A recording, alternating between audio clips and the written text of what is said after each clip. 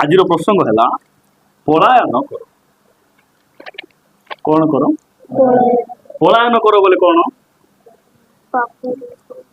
धाओ दौड़ बिगिपाला बोली कि गोटे कथा अच्छी कि नहीं कि बाघ आइला पला पला बाघ आइले ठिया हेबो भालू आइले धाइबार कि नहीं ये बापा दिने गोटे व्यक्ति जना भागबाक जाइथिला मका भागबाक भालू से फुफली आटे बारी आइला तो सब मका फिंगी दे घरे पलाई आसुची नहीं प्रभु बाइबल रे हमु केते कथा कहिसंती तुमे कोन करो पलायन करो कोठी को पलायन करबा सेटा मुसे जानबार अछि नहीं माँ बापा घर को माँ भौणी माने मन रखो लुगा पथिया मनारे जोगाड़ी बापा घर को पलायन करो बोली किना बाइबल कहे नहीं हाँ चर्च छाड़ी किना पलायन करो एटा मान मध्य कहे नहीं कॉलेज छाड़ी किना पाप को पलायन करो ए सब कथा बाइबल हमको कहे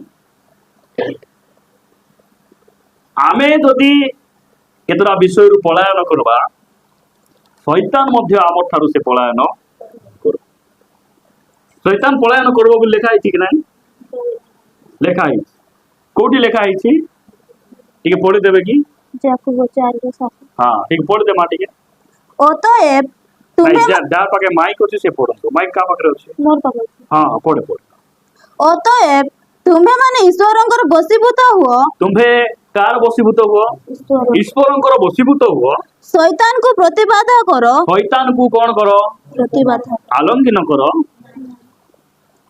तार सहित हाथ मिसाओ तार कथा को सुनो ताकू तुम्हें कौन करो प्रतिबाधा करो ताहा हेले से तुम्भ मानको निकटरु पळाई जीवो कहाँ हेले से पलाई शैतान को कौन गले पळेबो प्रतिबाधा ईश्वरंकर ठीक भल रे कोन शैतान को एति मन रखंतु शैतान को प्रतिबाधा कले से जीवन ताकू जतकी धमकाओ डराओ से जीवन है प्रथम रे प्रभुंकर बसीभूत हेला परे ताकू प्रतिबाधा कले से एटा मन रखंतु एटा शैतान तो आम ठारू पळाइबो मात्र आमे मध्य केतरा जागा रु आमे कोन करबार छी पळाइबार अछि आमे कोन करबार अछि पळाइबार अछि पाकरे बसतिबा लोक कोंतु भाई माने भाई मानको भौणी माने भौणी मानको भाई पलायन करो देखो के उठी किना कोबाड़ कोबाड़ खोली धाय बने है ना पलायन करो पलायन करबार अछि कोठु पलायन करबा आमे प्रथम विषय देखवा मो सहित आपण माने द्वितीय तिमोथी को आसंतु द्वितीय तिमोथी 2 अध्याय 22 पद पढ़ी दियो किंतु तुम्हें यौवन कालर अभिलाष रु पलायन करी जो माने सूची हृदय रे प्रभुंक निकटर प्रार्थना करंती सेमानंक सहित धार्मिकता विश्वास प्रेम और शांतिर अनुगामी हो देखो केते सुंदर भाबरे साधु पाउलो युवा बालक तिमोथी निकट को पत्र से लिखु द्वितीय पत्र लिखि से सतर्क करुचंदी से सचेतन करुचंदी आ कहउचंदी कोन बोली कहउचंदी किंतु तुमे यौवन कालर अभिलाष रु पलायन करिवार अछि कोठी को पलायन करिवार अछि जो माने सूची हृदय रे प्रभु को निकट रे प्रार्थना करंती सेमान को सहित पलाइबार अछि कोठी को पलाइबार अछि यौवन कालर अभिलाष रु कोठी को पलाइबार अछि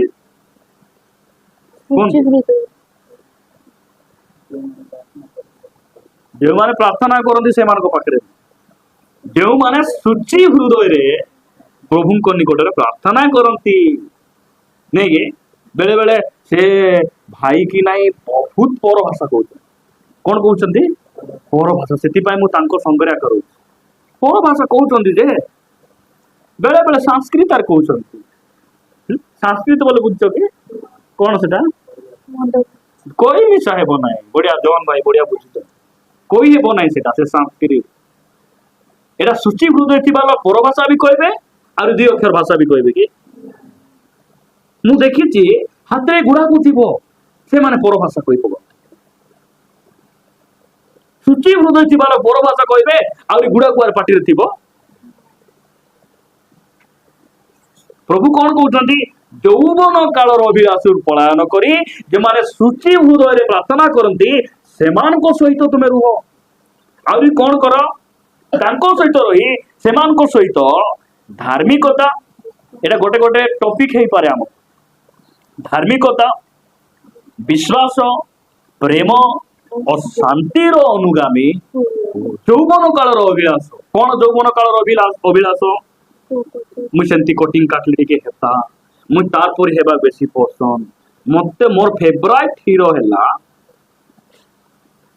ପପୁ ପମ୍ପମ୍ ବୋଲା ନା ପୁଣି ଫେଭରାଇଟ ସେଟା ନାଇଁ, ମୋର ଫେଭରାଇଟ ବୋଲେ ଅମିତାଭ ବଚ୍ଚନ। ମୁଁ ତାପରେ ହେବା ପାଇଁ ଚାହୁଁଛି। ନାଇଁ, ଏଇ ଯୌବନ କାଳରେ ମୁଁ ଟିକେ ଟିକେ ସଦାଇ ହେଲେ ହେତା। ଏଇଟା ଗୋଟେ ଅଭିଳାଷ। ସଦାଇ ଗୋଟେ ପାପ ନାହିଁ, ନାଇଁ କି? ପ୍ରଭୁ ଆମକୁ ଯେମିତି ତିଆରି କରୁଛନ୍ତି ତାଠାରୁ ଆମେ ସୁନ୍ଦର ହେଇ ହେବ ନାହିଁ, ବିଲକୁଲ ହେଇ ହେବ ନାହିଁ।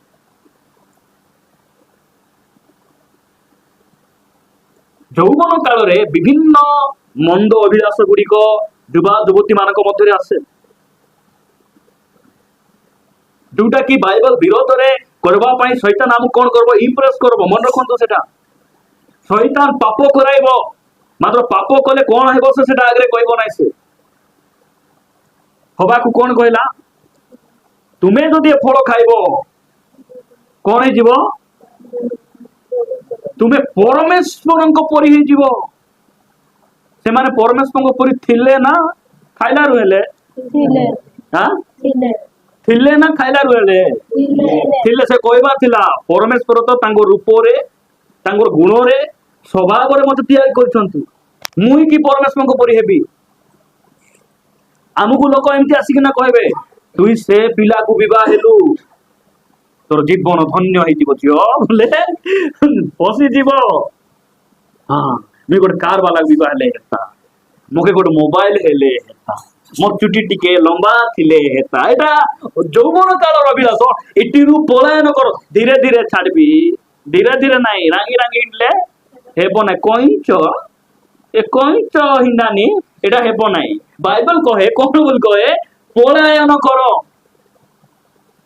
ସେଇଠିରୁ ପଳାୟନ କରି ଯେଉଁମାନେ ଶୁଚି ହୃଦୟରେ ପ୍ରଭୁଙ୍କ ନିକଟରେ ପ୍ରାର୍ଥନା କରନ୍ତି। ସେଥିପାଇଁ ମୁଁ କାଲି କହୁଥିଲି ନା, ସହଭାଗିତା। ଆମର କାହା ସହିତ ସହଭାଗିତା ଧ୍ୟାନ ଦେବାର ଅଛି। ସେଟା କାହା ସହିତ ଆମେ ବସୁଛୁ ଉଠୁଛୁ, ସେଇଟାକୁ ଆମେ ଧ୍ୟାନ ଦେବାର ଆବଶ୍ୟକ ଅଛି। ସଙ୍ଗ ଦେଖି ରଙ୍ଗ ବୋଲି ଗୋଟେ କଥା ଅଛି କି ନାହିଁ? ଝିଅ ମୋର ଆଗରେ ବହୁତ ଭଲ ଥିଲା, ମୋର ପୁଅ ବହୁତ ଭଲ ଥିଲା, ତା ସହିତ ମିଶି ଏକା ଏମିତି ହେଲା। ଶୁଣିଛନ୍ତି? ଗୋଟେ ପ୍ରାର୍ଥନାକାରୀ ଲୋକ ସହିତ ମିଶିଲେ ଆମେ ପ୍ରାର୍ଥନାକାରୀ ହେଇଯିବୁ। ଗୋଟେ ସତ କହିବା ଲୋକ ସହିତ ମିଶିଲେ ଆମେ ମିଶା ସତ କହିହେବ। ଗୋଟେ ବହୁତ ପାଠରେ ବିଜ୍ଞ ଟ୍ୟାଲେଣ୍ଟେଡ ଲୋକ ସହିତ ବସନ୍ତୁ, ଯିଏକି କିଛି ପାଠକୁ ନ ଦେଖିକିନା କହିପାରୁଛି। ଦିନକୁ ବାଇବଲ ଯୋଉ ଯୁବା ଯୁବତୀ ମାନେ ପଢୁଛନ୍ତି, ପ୍ରାର୍ଥନା କରି ଯୋଉ ଯୁବା ଯୁବତୀ ଉପବାସ କରୁଛି, ଖୋଜନ୍ତୁ ଏମିତି ଲୋକମାନଙ୍କ ସହିତ ଆପଣ ବସନ୍ତୁ। ବାଇବଲ ଯାକୁ ପଢବାକ ଇଚ୍ଛା ନାହିଁ, ଏ ଉପବାସ କରବ ନାହିଁ, ସେ ଦିନକୁ ବାଇବଲ ପଢି ଏକା ଥିବା ଯୁବା ପାଖରେ ସେ ଆସିପାରିବ ନାଇଁ। लो ଯାଇ ହେବ ନାହିଁ, ସେ ମମତା ପାଖରେ ଯାଇ ହେବ ନାହିଁ। ଖାଲି ଯେତେବେଳେ ବାଇବଲ ଏକା ପଢୁଛୁ, ମୁଁ ପଢି ପାରିବି ନାହିଁ ବାପା, ମୋର ଆଖି ଲାଗିଯିବ, ପଢବୁନି ତୋର ବାହାନା। ଏମାନେ ଲୋକ ଦେଖି ଆଜ୍ଞା ମିଶିବେ। ପ୍ରଭୁ ଆମକୁ କଣ କହୁଛନ୍ତି? ଅଭିଳାଷ। ସେଇ ଅଭିଳାଷରୁ, ମନ୍ଦ ଅଭିଳାଷରୁ ଆମେ ପଳାୟନ କରି ଯେଉଁମାନେ ଶୁଚି ହୃଦୟରେ ପ୍ରଭୁଙ୍କ ନିକଟରେ ପ୍ରାର୍ଥନା କରୁଛନ୍ତି, ଆମେ ତାହାଙ୍କର ସଙ୍ଗତ। କେତେ ଜଣ ଡ୍ରଇଂ ବନାଉଛନ୍ତି ଖାତାରେ, ବାକ୍ୟ ଶୁଣିଲା ବେଲେ ଡିଜାଇନ ମାନଙ୍କର ଫୁଲ ମାନ ବନାଅ। ହଁ, ସେଇଟା ଭଲ ଅଭ୍ୟାସ। ପ୍ରଥମ ବିଷୟ ଆମେ କଣ ଦେଖିଲୁ? ଯୌବନ କାଳର ଅଭିଳାଷ ହେଲୁ ଆମେ ପଳାୟନ। କୋଉଠିକୁ ପଳାୟନ କରିବା? ଚିନ୍ମାଙ୍କୁ। ଯେଉଁମାନେ ଶୁଚି ହୃଦୟରେ ପ୍ରଭୁଙ୍କ ନିକଟରେ ପ୍ରାର୍ଥନା କରୁଛନ୍ତି ଆଉ ବିଶ୍ୱାସ, ଧାର୍ମିକତା, ଶାନ୍ତିର ଅନୁଗାମୀ ହଉଛନ୍ତି, ଆମେ ସେମାନଙ୍କ ପଛରେ ଯିବା। ଦ୍ୱିତୀୟ ବିଷୟ ଆପଣମାନଙ୍କ ନିକଟରେ ମୁଁ ରଖିବା ପାଇଁ ଚାହୁଁଛି, ମାଥ୍ୟୁ ଲିଖିତ ସୁସମାଚାର 3 ଅଧ୍ୟାୟକୁ ଆସନ୍ତୁ। ମାଥ୍ୟୁ ଲିଖିତ ସୁସମାଚାର 3 ଅଧ୍ୟାୟ। 3 ଅଧ୍ୟାୟ 7 ପଦ ପଢ। କିନ୍ତୁ ଫାରୁସୀ ଓ ସାଧୁକୀ ମାନଙ୍କ ମଧ୍ୟରୁ ଅନେକ ବାପ୍ତିସ୍ମ ନିମନ୍ତେ ଆସୁଅଛନ୍ତି। ଏହା ଦେଖି ସେମାନଙ୍କୁ କହିଲେ, ରେ କାଳସର୍ପର ବଂଶ, ଆଗାମୀ କ୍ରୋଧରୁ ପଳାୟନ କରିବା ନିମନ୍ତେ କିଏ ତୁମମାନଙ୍କୁ ଚେତନା ଦେଲା? ଆଗାମୀ କ୍ରୋଧରୁ ପଳାୟନ। କଉ କ୍ରୋଧ? ଆଗାମୀ କ୍ରୋଧ ନାହିଁ, ଆଗାମୀ କ୍ରୋଧ। ଆଗାମୀ କ୍ରୋଧରୁ ପଳାୟନ କରିପାରୁଛି। ଆଗାମୀ କ୍ରୋଧ କହିଲେ କଣ? ଏବେ ଆଗକୁ ପରମେଶ୍ୱରଙ୍କର କ୍ରୋଧ ଆସୁଛି। କଣ ଆସୁଛି? ପରମେଶ୍ୱରଙ୍କର କ୍ରୋଧ ଆସୁଛି। ବାପ୍ତିସ୍ମ ଯୋହନ ଲୋକମାନଙ୍କର ଯେଉଁମାନେ ମନ ପରିବର୍ତ୍ତନ କଲେ, ପାପ ସ୍ୱୀକାର କରି ବାପ୍ତିତ ହଉଛନ୍ତି, ସେମାନଙ୍କୁ ସେ ବାପ୍ତିସ୍ମ ଦେଲେ। ତାଙ୍କର ଦେଖିକିନା ଆହୁରି କେତେ ଜଣ ଧାଇଁ ଧାଇଁ ଆସି ବାପ୍ତିସ୍ମ ନେବା ପାଇଁ ସେମାନେ ମଧ୍ୟ ଚାହୁଁଛନ୍ତି। ଯୋହନ କହୁଛନ୍ତି, ଆଗାମୀ କ୍ରୋଧରୁ ପଳାୟନ କରିବା ପାଇଁ କିଏ ତୁମକୁ ଚେତନା ଦେଲା? ଆମକୁ କଣ କରିବାର ଅଛି ପ୍ରିୟ ଭାଇ ଭଉଣୀ ମାନେ? ଆଗାମୀ କ୍ରୋଧ, ଆଗାମୀ ସମୟରେ ପରମେଶ୍ୱରଙ୍କର କ୍ରୋଧ ଏଇ ପୃଥିବୀରେ କଣ ହେବା ପାଇଁ ଯାଉଛି? ଆସିବା ପାଇଁ ଯାଉଛି। ଆଉ ସେଇ କ୍ରୋଧରୁ ଆମେ କଣ କରିବାର ଅଛି? ପଳାୟନ କରିବାର ଅଛି। ପୁରାତନ ନିୟମରେ ଯେତେବେଳେ କୌଣସି ଲୋକ ପାପ କରୁଥିଲେ, ଯଦି ନର ହତ୍ୟା ହେଉ କି ବ୍ୟଭିଚାର ହେଉ କି ଚୋରି ହେଉ, ଯେତେବେଳେ ସେମାନେ ପାପ କରୁଥିଲେ, ପାପ କଲା ବେଳେ ଯଦି କିଏ ଦେଖିବେ ପବ୍ଲିକ ଲୋକମାନେ ତାଙ୍କୁ ମାରିଦେବେ ବୋଲି ସେମାନେ କଣ କରୁଥିଲେ? ମଶାଙ୍କ ଦ୍ୱାରା ପରମେଶ୍ୱର ଯେଉଁ ନିୟମ ଦେଇଥିଲେ, ତାଙ୍କର ନିୟମ ଅନୁସାରେ ସେମାନଙ୍କର ଗୋଟେ ଆଶ୍ରୟ ନଗର ଥିଲା। କଣ ଥିଲା? ଆଶ୍ରୟ ନଗର ଥିଲା। ଯେତେବେଳେ ଏମାନେ ପାପ କରୁଥିଲେ, ପାପ କରିବା ସାଙ୍ଗେ ସାଙ୍ଗେ କଣ କରାଯାଉଥିଲା? ସେମାନଙ୍କୁ ପଥର ଫୋପାଡ଼ି ଯେ ପ୍ରକାର ନ ମାରନ୍ତି, ସେଥିପାଇଁ ଆଶ୍ରୟ ନଗରକୁ ସେମାନେ ଧାଇଁକିନା ଯାଉଥିଲେ, ପଳାୟନ କରୁଥିଲେ। ସେ ଆଶ୍ରୟ ନଗରରେ ଯେଉଁମାନେ ପହଞ୍ଚି ଗଲେ, ସେ ଘରେ ଯେଉଁମାନେ ପଶିଗଲେ, ତାହେଲେ ତାଙ୍କୁ ଆହୁରି ମାରବାର କୌଣସି ନିୟମ ନଥିଲା। ସେଥିପାଇଁ ସେମାନେ କଣ କରୁଥିଲେ? ଯେତେବେଳେ ତାଙ୍କ ଜୀବନରେ ପାପ ହେବ, ଭୁଲ ହେବ, ପରମେଶ୍ୱରଙ୍କ ବିରୁଦ୍ଧରେ କିଛି ପାପ କଲେ, ସେମାନେ ଧାଇଁ ଧାଇଁ ଧାଇଁ ଧାଇଁ କଣ କରୁଥିଲେ? ଆଶ୍ରୟ ନଗରକୁ ପଳେଇ ଯାଉଥିଲେ। ଆମର ଆଶ୍ରୟ ନଗର କିଏ? ଆମର ଆଶ୍ରୟ ନଗର ଆଜିର ମଣ୍ଡଳୀ। ଆମର ଆଶ୍ରୟ ନଗର ଆମର ଯୀଶୁ ଖ୍ରୀଷ୍ଟ। ଆମର ଜୀବନରେ ଆଜି ଯଦି କୌଣସି ପାପରେ ଆମେ ଅଛୁ, ମନ୍ଦତାରେ ଅଛୁ, ଆମେ ସେଠିରୁ ପଳାୟନ କରି ଆମର ଆଶ୍ରୟ ନଗର ସ୍ୱରୂପ ଯୀଶୁ ଖ୍ରୀଷ୍ଟ ତାଙ୍କ ନିକଟକୁ ଆମେ ଯିବାର ଅଛି। ଆମେ ସେଠିରୁ ପଳାୟନ କରି ପ୍ରଭୁଙ୍କ ନିକଟକୁ ଆସିବାର ଅଛି। ଯେତେବେଳେ ପୃଥିବୀରେ ଜଳ ପ୍ଳାବନ ହେଲା, କଣ ହେଲା? ହେଲା କି ନାଇଁ? କେଉଁ ସମୟରେ ହେଲା? ନହଙ୍କ ସମୟ। ନହଙ୍କ ସମୟରେ ଯେତେବେଳେ ଜଳ ପ୍ଳାବନ ହେଲା, ପରମେଶ୍ୱର ନହଙ୍କ ସହିତ କଥା ହେଲେ। ନହଙ୍କ ପରିବାର ଜଗତରେ ରହିଲେ ନା ନୌକା ଭିତରକୁ ପଳାୟନ କଲେ? ନୌକା ଭିତରକୁ ସେମାନେ ଗଲେ। ପରମେଶ୍ୱରଙ୍କର କ୍ରୋଧ ଏମିତି ଏକା ଆସୁଛି। ଯେଉଁ ସମୟରେ ସୋଦମ ଗମରାରେ ନିଆଁ ବସିବା ପୂର୍ବରୁ ପରମେଶ୍ୱରଙ୍କର ଦୂତ ଲୋଟଙ୍କ ପରିବାରକୁ କହିଲେ, ତୁମେ କଣ କର? ପଳାୟନ କର, ପଛ ଆଡେ ଦେଖିବ ନାହିଁ। ସେଠିରୁ ବାହାରିକିନା ସେମାନେ ପଳାୟନ କଲେ। ଏଇ ପୃଥିବୀରେ ମଧ୍ୟ ପରମେଶ୍ୱରଙ୍କର କ୍ରୋଧ ବର୍ତ୍ତିବା ପାଇଁ ଯାଉଛି। ଆମେ ସେଠିରୁ ପଳାୟନ କରି ଆମର ଆଶ୍ରୟ ନଗର ଆଜିର ଏହି ମଣ୍ଡଳୀ ଅର୍ଥାତ୍ ପ୍ରଭୁ ଯୀଶୁ ଖ୍ରୀଷ୍ଟଙ୍କ ନିକଟକୁ ଆମେ ପଳାୟନ କରିପାରୁଛୁ। ଯଦି ଆପଣ ପଢିବେ ପରମେଶ୍ୱରଙ୍କର କ୍ରୋଧ ବିଷୟରେ, ମୁଁ ଗୋଟେ ଦୁଇଟି ପଦ ଦେଖାଇ ଆପଣମାନଙ୍କୁ ମୁଁ ଆଗକୁ ନେବି। ଆପଣମାନେ ମୋ ସହିତ ପ୍ରକାଶିତ ବାକ୍ୟକୁ ଆସିବେ। ପ୍ରକାଶିତ ପୁସ୍ତକ 6 ଅଧ୍ୟାୟ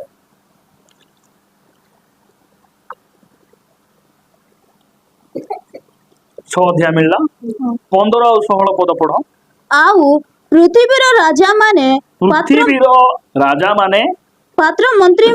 ପାତ୍ର ମନ୍ତ୍ରୀ ମାନେ ପ୍ରଧାନ ସେନାପତି ଓ ଧନୀ ମାନେ ବଳବାନ ଲୋକମାନେ ଏବଂ ପରାଧୀନ ଓ ସ୍ୱାଧୀନ ଲୋକ ସମସ୍ତେ ଗୁହା ଓ ପର୍ବତ ମାଳାର ଶୈଳ ମାନଙ୍କ ମଧ୍ୟରେ ଆପଣାକୁ ଲୁଚାଇଲେ।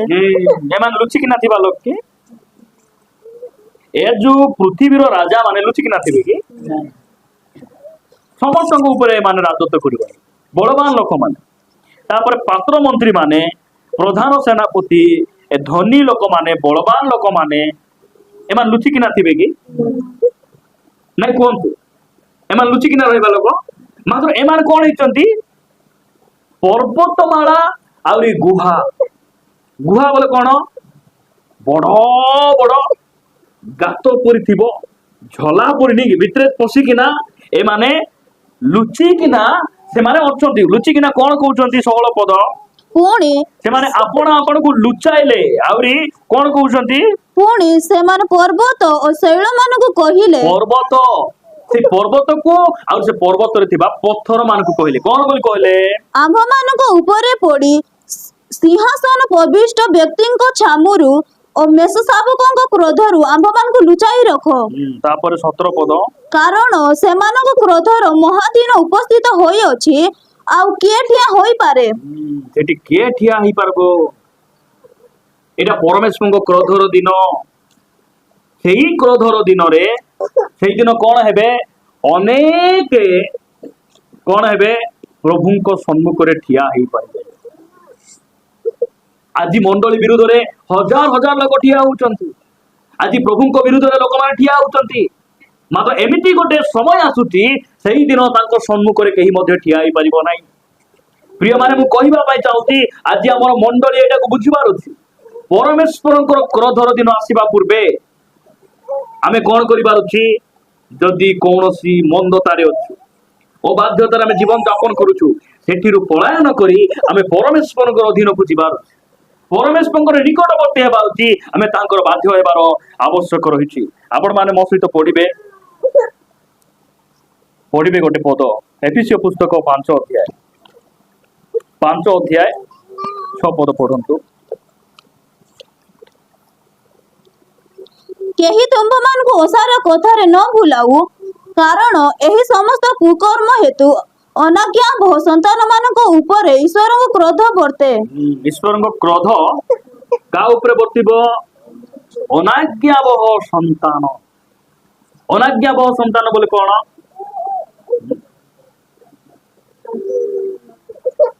अनाज्ञा बहु संतान बोले कौन खाली प्रश्न पचारला बेले आमे ध्यान देले कु प्रश्न उत्तर देई हेबो प्रत्येक वाक्य प्रति हमर मनोयोग रहबा बोले जाई कि ना हेबो नहीं के हमर चर्च सिना नाही नले आमे कोन करबा वाक्य सुनला बेले आमे बाइबल को उल्टे उल्टे से मानथिबे हां चित्र मान बनाउथिबे एटा सुआ एटा पाकृति बसारी तापर पद्म फूल बनाइबे कोन कोन सब बनाए ड्राइंग करी से माने बसी एटा आर्ट कॉलेज रे पढला परिया का लोक मान करो हां सेही सब स्वभाव नर गाराई पेन मान खेलुथि कौन करुथि सेटा से माने गाराउ नांती के गोटे तार हाथ धरि केना प्रत्येक लोक आमे गोटे आत्मा रे आमे चालुछु मन रखंतु प्रभु आमान को अनुग्रह करंतु लेखा जाउची जे केउ मान को प्रति परमेश्वर क्रोध वर्तिबो जे माने अनाज्ञाबह संतान असार कथा रे भूली जान असार कथा बोले कोन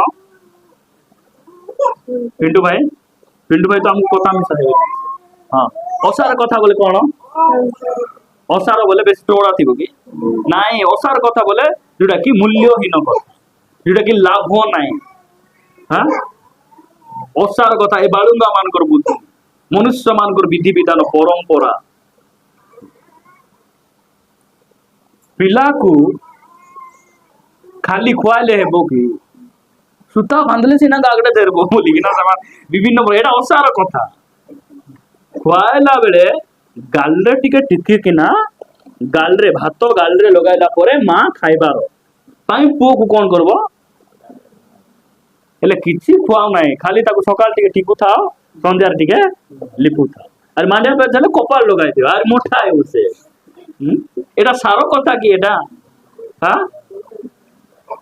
जे उलसी लागुची बाडनी मुटा रखो से बाडनी मुटा फूल मान की क्यालरा मालरा तार ऊपर हेउ ए घर झाड़ू करबा गोंदियाटा काई क्या मुंड ऊपर रखबार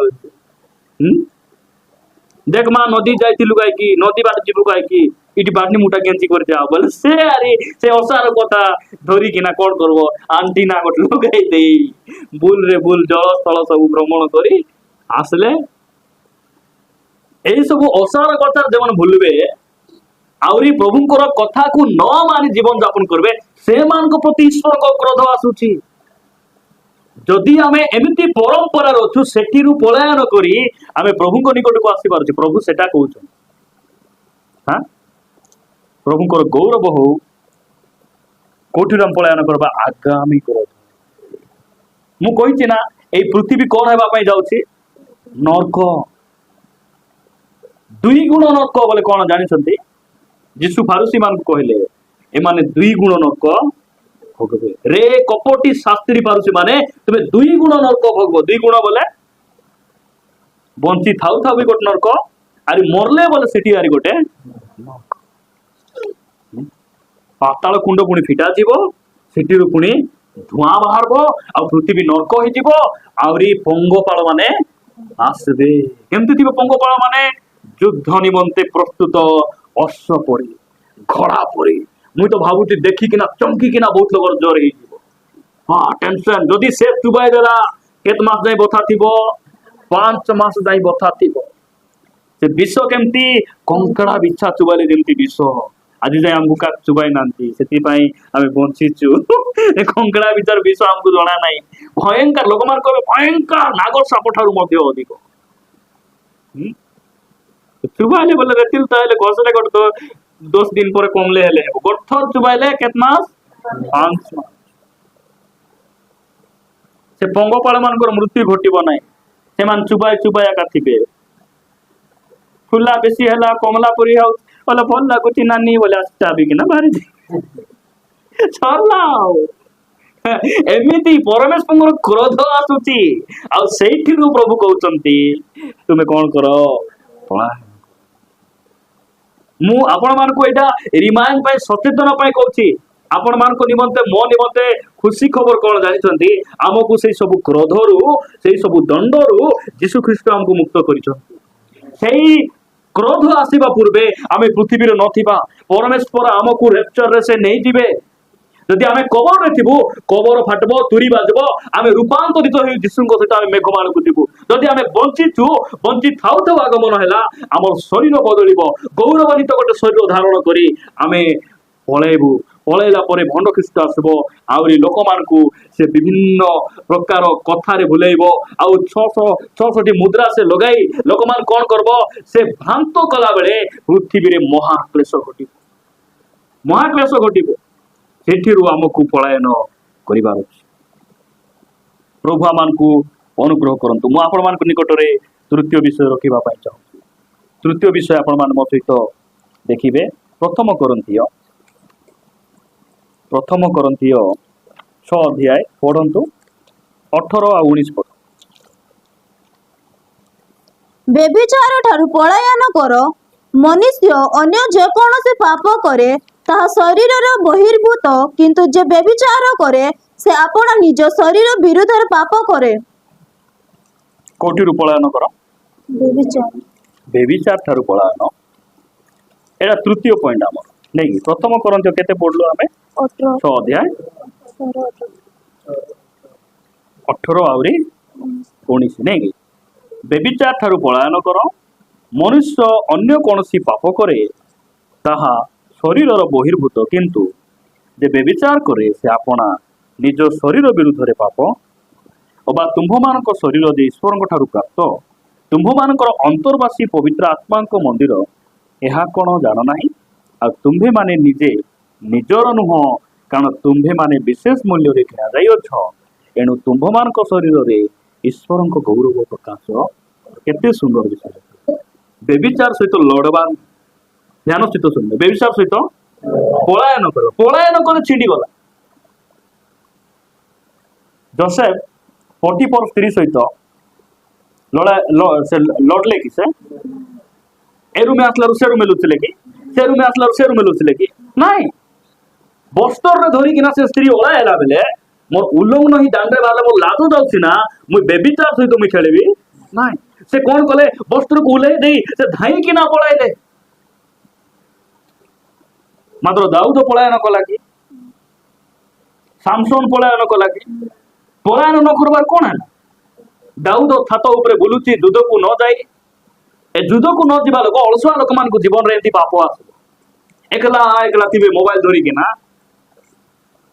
एटा भलो विषय पाप रे पड़बे से माने प्रार्थना नहीं बाइबल पढ़बाटा नहीं किछि नहीं एमाने पाप पड़बे ए पाप रे पड़बे सेदिन दाऊद युद्ध को गले नहीं छात ऊपर प्रार्थना करबा जाउछंती प्रार्थना करबा गला बेले आखि बुली जाउची गोटे स्त्री गाधाउची से स्त्री को देखी दे से कौन करुची ता सहित से पाप देखला संगे संगे छात्र उलबा थिला कि नहीं पलायन करबाटा बोले कौन जोठी देखले आमर आखि आमर आत्मिक जीवन प्रति बाधा देउची आखि बुलाई देबा मोबाइल स्क्रॉल करू करू किछि खराब विषय आसुची बैक बटन को मारंतु फाटना आपण स्क्रॉल करी के जानतु अरे एडा गुड केंती परी अछि ओहो अरे नुआ लागुची ठीक है देखला माने पसी गलो देखी देखी से भीतर को पळाइबो पसी थिबो पलायन करबाटा सेटा बेविचार बोले कोन पुरातन नियम रे बेविचार बोले हाथ धरबाटा थिला मिसबाटा थिला मात्र नूतन नियम रे यीशु कहले जदि कौन स्त्री प्रति कौन स्वामी प्रति तुम्हें देखी जदि कुदृष्टि तुम्हें चिंता करुछ सेटा का बेविचार प्रभु कहले आमको बेविचार ठारू पलायन कर मु आपण मानकू पढ़ाई देबी केतरा पद आपण माने एटा को बुझी पारबे आपण माने मो सहित पढ़िबे हितोपदेश 5 अध्याय बाहर एटा आम पाई सतर्क बाणी 5 अध्याय हितोपदेश 5 अध्याय शीघ्र बाहर करंतु 5 अध्याय एक पदरु पढ़मा हे मोहर पुत्र नहीं बापा का कहबे कि ना एंती प्रेमर कथा के कहबे कि हमर बापा केते सुंदर बापा से हम कहउछंती हे मोहर पुत्र मो ज्ञान रे मन दियो मो ज्ञान रे तुमे कोन करो मन दियो तापरे मो बुद्धि प्रति तुम कान डेरो तापरे जेपरि तुम्हे परिणाम दर्शिता रक्षा करी पारिबो और जेपरि तुम अष्टादर ज्ञानर कथा पालन करी पारिबो एटा को तुमे ध्यान देबो तापरे तीन पद जेहेतु परस्त्री रो अष्टरु टपाटप मधुक्षरे परस्त्री रो अष्टरु पुनी कोन खरिए कोन बाहरबो मधु मधु बोले भागीरथी भाईगर मधु मधु बोले महू सबुठारु मिठा हैला महू देखि केते बढ़िया ना देइछन देखि महू मधु बोले आमर साग कोन नाही नहीं कि बेले बेले लोग मान लोकर सागा के भल लागो तांकर घर आमलिया आले कुछ कि ना खाइबो भल्ला पृथ्वी कि नाही हां केद्रा स्वामी माने लोकर स्त्री को देखि कि ना लाल गिलुथि एटा बेविचार एटा पर स्त्री रो मुख केमती मुंह धोई चिकी नाई की दूरी कुन देखले कोन काची चिकना दसछि बोला परी ए वांति सेंटे ई तो तीनटा लगानी चंदी नहीं आबे एबे 3 टंका गोटे हाथ रे नहीं कोन करी हेबो 3 दिन आगर भी जाई पारु ना कोडी ए चिकना चिकना टोंड को देखि कि ना चिकना टोंडी बोलला बोले गे तापर टोल को पड़ो पर स्त्री रो अष्टरु मधु कोन करे पुनी केरे बोले मधुपरी मधु केमती नेगे महु तेल झरला परी से मन दिसबे बाप रे तापरे ताहार मुख तैल अपेक्षा अधिक चिकन करे मैं कहली कि ना चिकन बोली चिकन अटे तापर चारि पद किंतु ताहार शेष दशा अनाद नाद दणा न्याय पिता दिधार खड्ग तुल्य तीक्ष्ण बाप रे नागो सा बेसी प्लेन आका दिसबे कि नाही डिजाइन कि नाही भयंकर देखबा भयंकर सुंदर कि नाही चाबी देले केंती लागबो भल लागबो नै कि एंती ठोकी देले पर स्त्री देखबा को चिकचक भी दिसबे हां भयंकर सुंदर से जदि मोर स्त्री हैतिला भूल रे भाई बेसी भूल करछि बोलला बुद्धि लोग हां एटा बेविचार एटा नागो साप देखबा बहुत सुंदर बेले बेले हमर ये घरे साप आसले कहबे मारबार ना हमर लोकबा तुमर लोकबा तुमर दांडे न आसी कहीं आसी ওই আমার ঘরে কাই পড়ছে তোমার লোকবা তোমার নাম আমি কিস করবি বলো ওই এমন কো আমার না রে ফায়ার করে দেবার কথা তাঙ্কর লোকবা পুনি আমার ফ্রিজ ভিতরে আসে বসিতে কোন তো দেখবা বেশি সুন্দর নি সাপ বড়িয়া চাবি দেলে পর স্ত্রী বেশি ভালো তাঙ্কর স্বামী বেশি ভালো মো তুমি বল নাই এদিকে দিনানি দেলে খাই খাই বল না কে যদি এমতি কହୁଛି বলে পরিবর্তন ହେବାର ଅଛି ହେଲା ତାପରେ ତଳକୁ ପଡ ତାହାର ପାଦ ମୃତ୍ୟୁ ଆଡକୁ ତାର ପାଦ ଓହ୍ଲାଇ କୁଆଡେ ଯାଏ ନେବ ତାର ପାଛ ଗଲ ମାନେ ସେ ପୁରା ଖାତେ ସେ ବି ଗାତେ ଅଦବ ତୁମେ ମିଶା ଅଦରବ ତାପରେ ତାହାର ପାଦ ବିକ୍ଷୋଭ ପାତାଳରେ ପଡେ। ପାତାଳରେ ଏକା ତାର ପାଦ ଏ ବାପା ଆମେ ଠେପି ମାଣ୍ଡବାଲ ସେ ପାତାଳରେ କାହିଁକି ମାଣ୍ଡବା ଯିବା ତାପରେ ତଳକୁ ପଡି ଦିଅ ଏଣୁ ସେ ଜୀବନର ସମାନ ପଥ ପାଏ ନାହିଁ। ଏଣୁ ସେ ଜୀବନର ସମାନ ପଥ ପାଏ ନାହିଁ। ତାହାର ପଥ ସବୁ ଚଞ୍ଚଳ ଆଉ ସେ ତାହା ଜାଣେ ନାହିଁ। ବିଲକୁଲ ଜଣା ନାହିଁ ଜୀବନର ପଥ କଣ ବେବିଚାରୀ ସ୍ତ୍ରୀ ମାନେ ଜାଣିବେ ନାହିଁ। ତାରପରେ ଏହେତୁ ହେ ମୋହର ପୁତ୍ର ମାନେ ମୋ କଥା ଶୁଣ ଏବଂ ମୋ ମୁଖର ବାକ୍ୟରୁ ବିମୁଖ ହୁଅ ନାହିଁ। ଓ ନାହିଁ ନହେଲେ ବହୁତ ବିପଦରେ ପଡିବ। 8 ପଦ ପଡିଦିଅ ତାହା ସେହି ସ୍ତ୍ରୀ ଠାରୁ ଆପଣା ପଥ ଦୂରରେ ରଖ ଏମିତି ସ୍ତ୍ରୀ ଠାରୁ ପର ସ୍ତ୍ରୀ ଠାରୁ ଆପଣା ପଥ ଦୂରରେ ରଖ ଏବଂ ତାହାର ଗୃହଦ୍ୱାର ନିକଟରୁ ଯାଅ ନାହିଁ। କାହିଁକି ଯିବା ଭାଉଜ ଭାଉଜ ନନ୍ଦିନୀ ଗଲେ କି ବୋଲା ସେମିତି ସ୍ତ୍ରୀ ମାନଙ୍କ ଦାଣ୍ଡରେ ମିଶା ଯିବାର ନାହିଁ।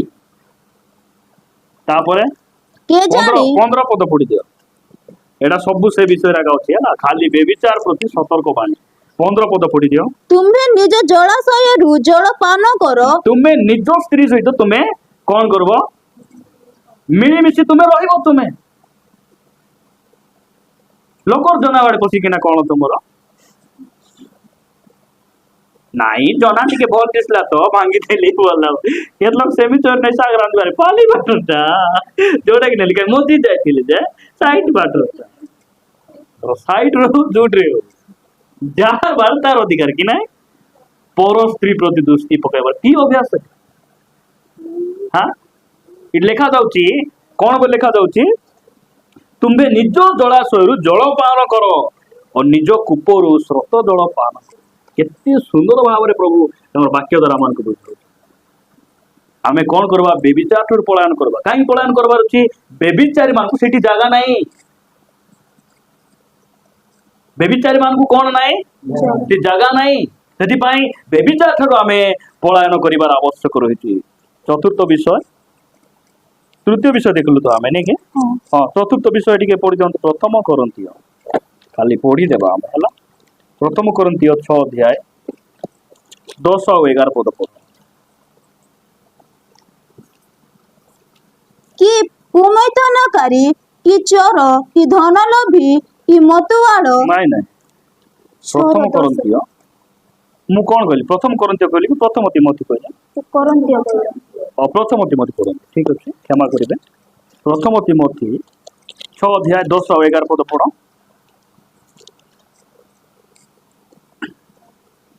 କାରଣ ଧନଲୋଭ ସମସ୍ତ ଅନିଷ୍ଟର ମୂଳ।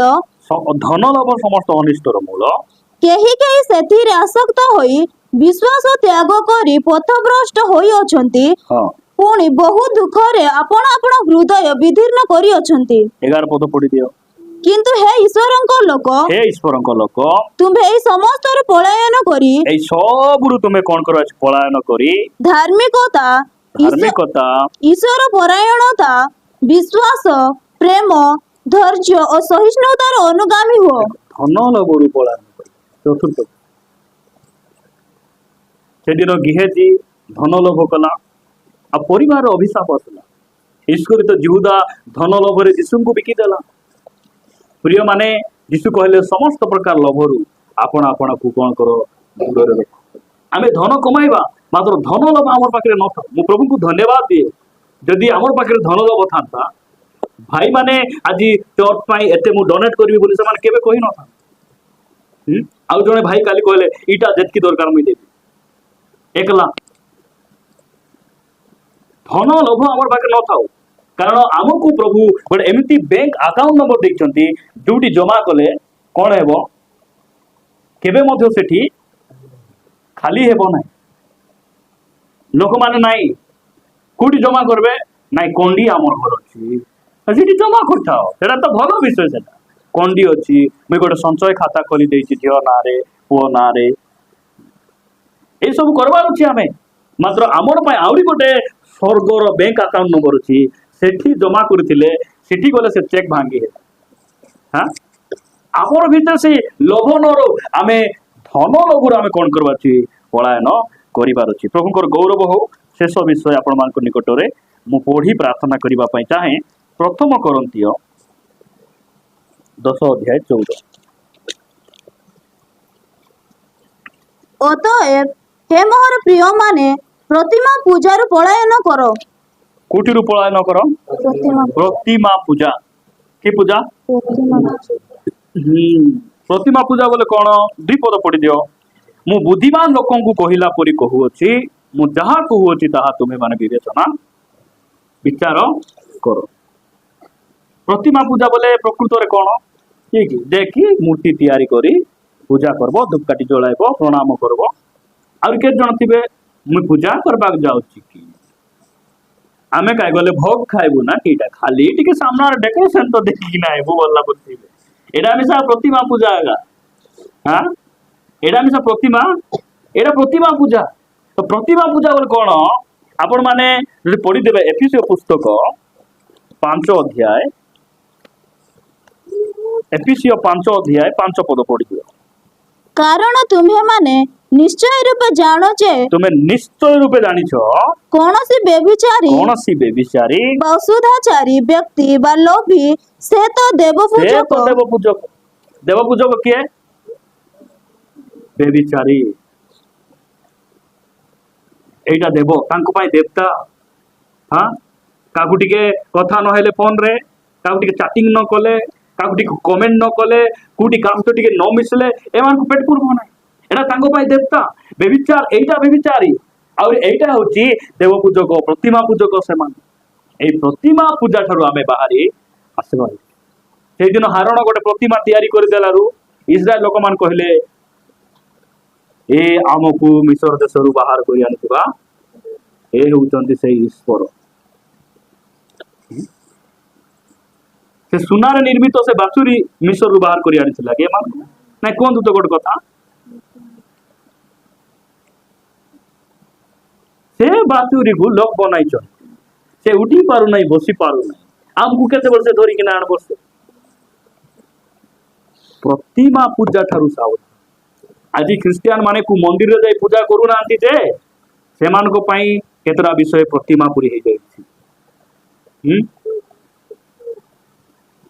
ସେମାନଙ୍କୁ ଦୁଇ ଅକ୍ଷର ଭାଷା ନ କହିଲେ ପେଟ ପୂର୍ବ ନାହିଁ କୋଉ ଝିଅ ସହିତ କଥା ନହେଲେ କୋଉ ପୁଅ ସହିତ କଥା ନହେଲେ ସେମାନଙ୍କୁ କେମିତି କେମିତି ଲାଗବ ବ୍ୟଭିଚାରୀ ଆହୁରି ଶଠ ଆଉ ଏ ଯୋଉ ଅଶୁଦ୍ଧାଚାରୀ ଏ ତ ଦେବ ପୂଜକ ଆଉ ଏ ଦେବ ପୂଜକ ତାପରେ ତଳକୁ ପଢ ଏମାନଙ୍କର ଖ୍ରୀଷ୍ଟ ଓ ଈଶ୍ୱରଙ୍କର ରାଜ୍ୟର ଅଧିକାର ନାହିଁ ଈଶ୍ୱରଙ୍କ ରାଜ୍ୟରେ ଏମାନଙ୍କର କୌଣସି ଅଧିକାର ନାହିଁ ସେ ଏରିଆକୁ ମିଶା ଏମାନେ ଆସିପାରିବେ ନାହିଁ ମାନେ ନାହିଁ ସେଥିପାଇଁ ଆମକୁ ଏଇ ପ୍ରତିମା ପୂଜା ଏଇ ଅଭିଳାଷ ଏଇ ବ୍ୟଭିଚାର ଏଇ ସବୁ ବିଷୟରେ ଆମେ କଣ କରିବାର ଅଛି ପଳାୟନ ପ୍ରଭୁ ଏଇ ବାକ୍ୟ ଦେଇ ଆମ ସମସ୍ତଙ୍କୁ ଆଶୀର୍ବାଦ କରନ୍ତୁ ଆସନ୍ତୁ ଚକ୍ଷୁ ବନ୍ଦ କରିବା ଆମେ ପ୍ରାର୍ଥନା କରିବା ପାଇଁ ଯିବା